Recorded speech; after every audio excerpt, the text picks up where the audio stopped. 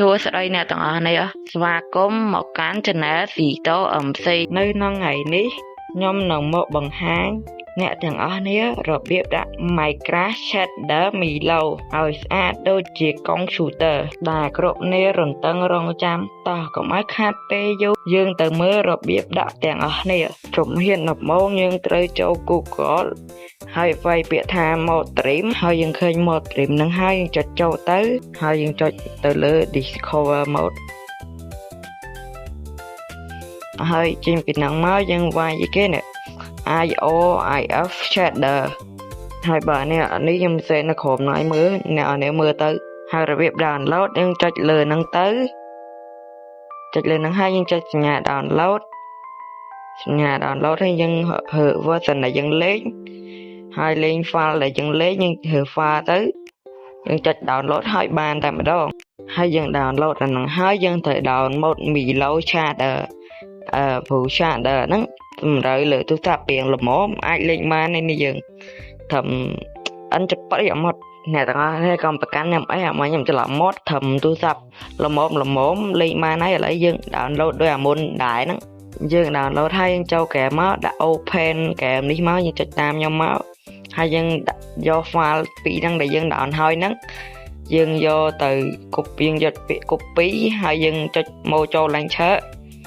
ណ៎នេះលេងលើអីដាក់តាមហ្នឹងទៅតែខ្ញុំលេងលើមួយចូល launcher ហើយយើងហឺតាមខ្ញុំមកយើងចុចពាក្យកន្លែង mode ហើយយើងផាទាំងពីរហើយកន្លែងនោះវិញ Milo នេះយកអាហ្នឹងទៅមួយទៅចុចធ្វើដល់មិញដែរដល់កន្លែង mode យើងរកកន្លែង shader page យើងចុចកន្លែង shader page ហ្នឹងមកយើងផាចូលមកហើយនេះអាឡូណាគេហ្នឹង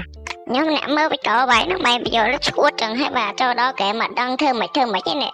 ចូលដល់ហ្គេមមកក្រាស់ពេញដែរហ្នឹងចូលណានេះជួបរឿងដោយគាត់មែនដែរឬទេឥឡូវខ្ញុំចេញមកប្រាប់តកុំឲ្យគេប្រូតៃអូនតៃនឹងមកជេរខ្ញុំទៀតតឥឡូវចូលទៅមើលការដាក់ទាំងអស់នេះចូលឥឡូវចូលដល់ហ្គេមហើយយើងចុចអូប៊ូតុងរកចេញហ្នឹងមកហើយចុចពាក្យ line mode ហើយយើងអូប mode ដែលមានឈ្មោះថា LIOIF នេះខ្ញុំមិនដឹងថាមិនដែរហើយយើងខ shader យើងដាក់ឥឡូវយើងដាក់ shader ធម្មតាសិនមកដើម្បីប្រួលអ្នកនេះហើយយើងចូលមកឃើញ shader ធម្មតាអញ្ចឹងយើងចុចពាក្យ Milo Shader យើងចុចលើហ្នឹងហើយយើងចុចនេះ approve វាយើងចុចលើ approve វាហ្នឹងមកវាចាំ plate ព្រោះវា slow ចូលឥឡូវយើង approve វាហើយឥឡូវឃើញបាន graphic ប៉ុណ្ណឹងបើអ្នកនេះគិតបាក់ដែរយើងលេះចេញពី game សិនមកចាចេញពី game សិនមកយើងចូលឡើងធម្មតាចាចុចពាក្យ line mode ហើយឡើងហៅពាក្យ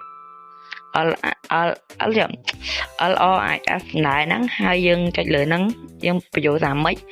ធ្វើតាមហ្នឹងដែរទៅដូចនេះទេបើអ្នកអត់មានកន្លែងនោះជាចុងក្រោយបាយ